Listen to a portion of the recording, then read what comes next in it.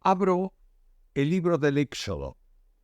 Leo el primer versículo porque da el título del libro. Y dice así: estos son los nombres de los hijos de Israel que entraron en Egipto con Jacob.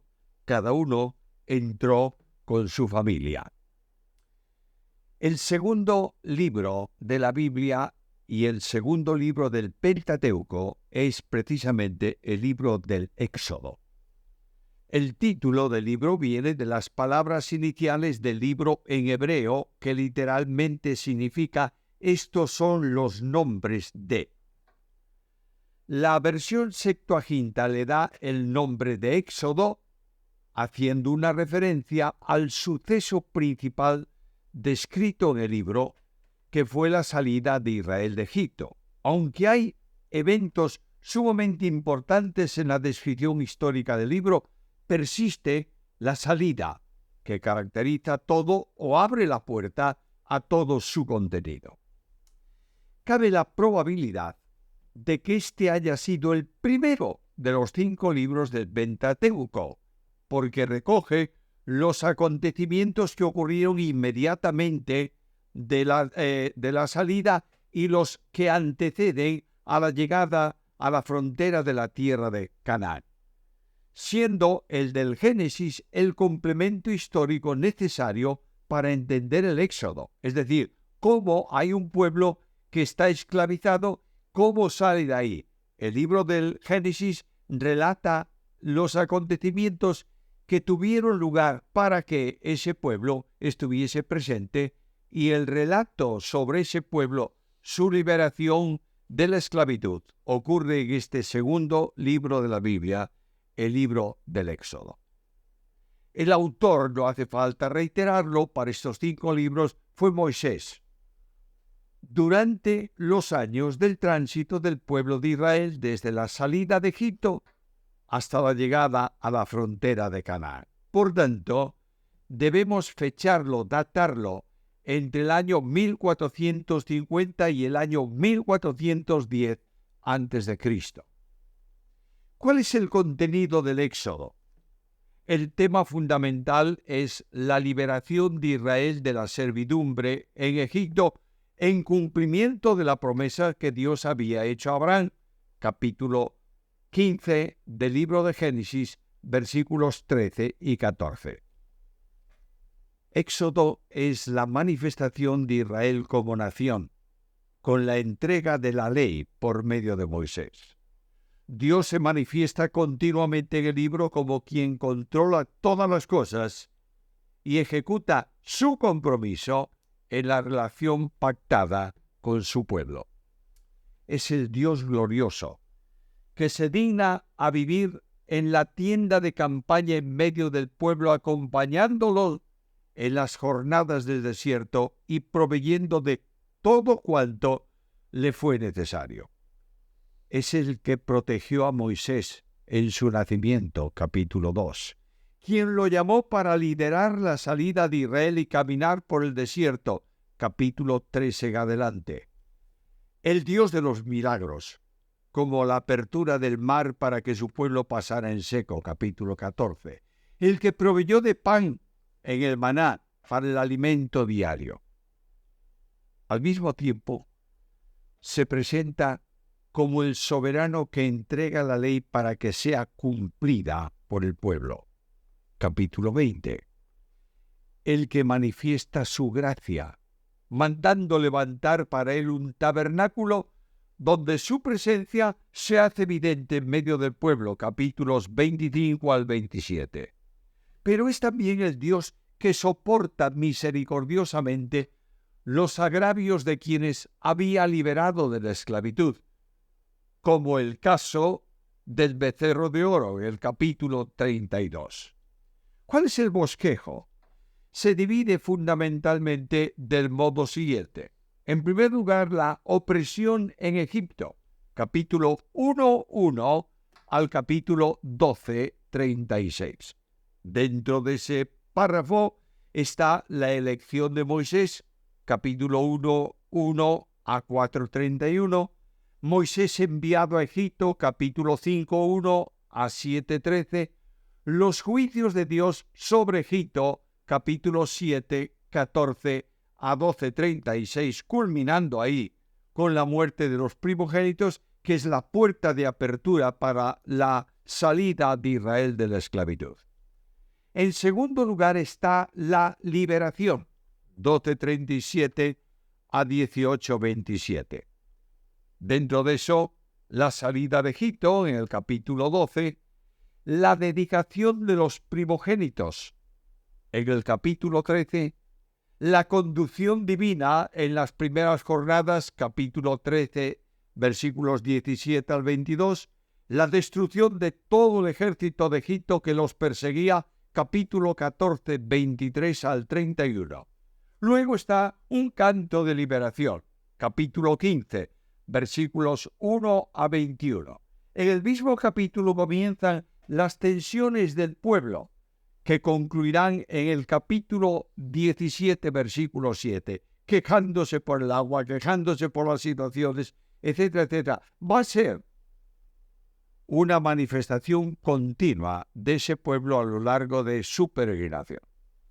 En el capítulo 17 está la derrota de Amalek, la primera batalla que el pueblo de Israel libra contra sus enemigos.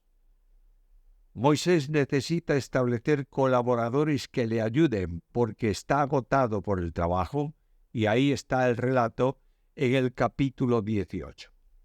En tercer lugar está Israel en el Sinaí, capítulo 19, 1 al capítulo 40, 38. Primeramente está la entrega de la ley, capítulo 19 al capítulo 24. Luego la descripción del tabernáculo, capítulo 25 al 31, con la construcción y demás. Está la rebeldía del pueblo de Israel, nuevamente, en el capítulo 32, 1 al 34, 35, que va a traer como consecuencia que todos aquellos que salieron de la tierra de Egipto, el ejército que salieron de la cautividad, de la esclavitud, muera en el desierto antes de entrar en la tierra prometida. Éxodo dedica un periodo largo de libro, capítulos 35 al 40, para hablar de la construcción del tabernáculo. Esa tienda de campaña mayor, más selecta, más distinguida que el resto de las tiendas de la tribu de Israel, pero una tienda al fin, en la que Dios viene en gracia a morar en medio de su pueblo. Un pueblo duro de cerviz, rebelde de corazón. Ahora, en el libro del Éxodo, lo mismo que en todos los libros de la Biblia, el núcleo principal es Cristo. Y Cristo está presente en el libro del Éxodo. La presencia de Cristo se pone de manifiesto especialmente en dos aspectos. Por un lado, es el libertador que saca a su pueblo de Egipto. Por otro, es el aspecto presencial en todo el simbolismo del tabernáculo, dejando para la exégesis bíblica el análisis pormenorizado de cada texto. Apuntamos solo a dos aspectos mencionados en forma general. Primeramente, Cristo, el libertador. En el Nuevo Testamento aparece varias veces esta posición del Señor. Él mismo se presentó como el que puede liberar.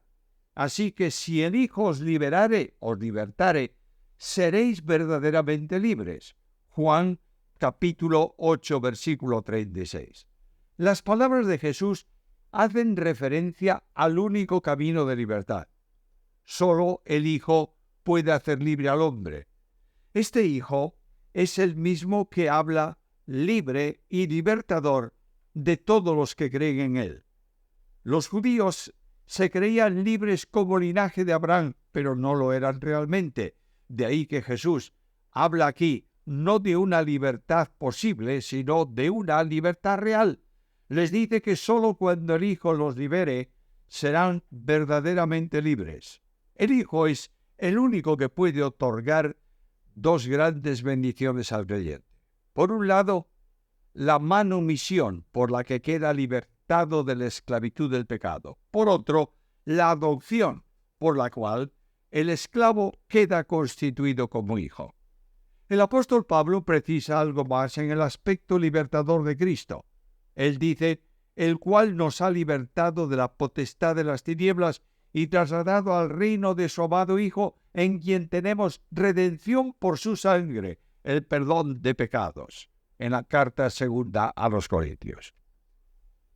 En el texto griego aparece precisamente esta realidad de la liberación. Ahí el Señor proclama que Él es el Rey de Reyes y el Señor de Señores, y que nos ha trasladado de las tinieblas al reino de su amado Hijo. Somos libres por posición. Dios ha hecho para nosotros un cambio de esclavitud a libertad. La situación del pecador es la de esclavitud a causa del pecado, sirviéndole como esclavos. Romanos capítulo 6, versículo 6. El pecado reinaba en la vida del pecador que le obedece en sus concupiscencias. Romanos capítulo 6, versículo 12. Con toda concreción el apóstol dice que los creyentes éramos esclavos del pecado. De este estado de esclavitud fuimos liberados por la obra de redención que el Padre planeó y que Cristo su Hijo ejecutó a nuestro favor. Dios nos hace actos para la participación de la herencia de los santos en luz. Esta posesión de la herencia es la vida eterna en el reino celestial. De otro modo, es la posesión misma de Dios quien es luz, y en Él no hay tiniebla alguna. En ese sentido, la libertad trae consigo la recepción de la vida eterna, dada como don de Dios a todo aquel que cree. El mundo de la luz está siempre en oposición al poder de las tinieblas, en cuya esfera, en cuyo mundo, están los hombres no salvos. De este poder de tinieblas nos libró Dios. Quienes eran esclavos por voluntad propia van a ser liberados de la esclavitud para pasar a la libertad en Cristo, en la que han de mantenerse firmes. Por eso Pablo habla y advierte: estad pues firmes en la libertad con que Cristo os hizo libre. En la obra de redención, Dios se da a sí mismo como el regalo supremo de Dios a la criatura que estaba en la condición de esclavo del pecado y perdido, sin Dios y sin esperanza. El sacrificio de redención trajo también aparejado el vaciamiento del Hijo de Dios, que se despojó de la impronta visible de su gloria, que tuvo eternamente como Dios, y de las riquezas hasta hacerse pobre. Segunda carta a Corintios, capítulo 8, versículo 9. Dios nos libera y nos trasladó del reino de tinieblas al reino de Cristo, y se produce en el momento en que un pecador perdido deposita la fe en Jesús. El Espíritu Santo que lo vincula con el Salvador y lo bautiza en Cristo, quedando revestidos de Él, el cual nos llamó de las tinieblas a su luz admirable, dice Pedro en su carta primera, capítulo 2, versículo 9. Como al pueblo de Israel, nos sacó de la esclavitud y nos ha dado una herencia eterna en Cristo, reservada para los creyentes en el cielo. Los salvos somos trasladados de una esfera de muerte a una esfera de relación, el reino de su amado Hijo. El traslado al reino tiene una relación actual, la relación con el heredero, que comunica a los creyentes la condición de herederos y les permite la participación en la naturaleza divina. Segunda de Pedro 1:4. El creyente está en comunión con Cristo y en Cristo, el liberador, en comunión con las tres personas de la deidad. La comunión con el Hijo, heredero de todo, hace posible que toda la herencia sea de cada heredero, como dice Pablo en Romanos 8:17. La reproducción del carácter del hijo heredero en sus hermanos es la evidencia de la relación con Dios. El segundo aspecto destacable de Cristo es el aspecto presencial. Dios manifestaba su presencia en el tabernáculo. Este es figura de Cristo. De ahí que el apóstol Pablo, hablando del Señor, diga, porque en él habita corporalmente toda la plenitud de la deidad. Colosenses capítulo 2, versículo 9. El Verbo encarnado, dice el apóstol Juan, habitó entre nosotros. Literalmente, puso su tienda de campaña entre nosotros. La gloria de la deidad se manifestó en él.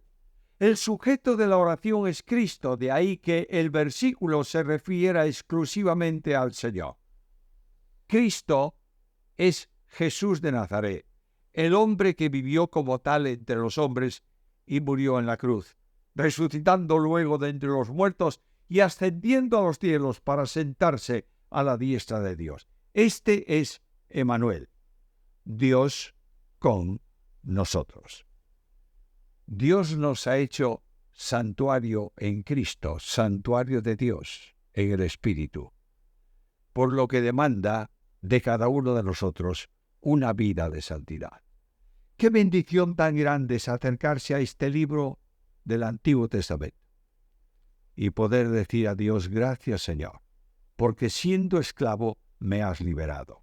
Gracias porque no solamente me libertaste de la esclavitud y me diste perdón de pecados y vida eterna, sino porque me has colocado en Cristo, el heredero de todo, para que pueda sentir en mi vida lo que el apóstol decía, todo es vuestro, y vosotros sois de Cristo, y Cristo de Dios. Anímate al estudio del libro del Éxodo, y hazlo bajo la perspectiva admirable de la presencia de Cristo en cada una de sus páginas.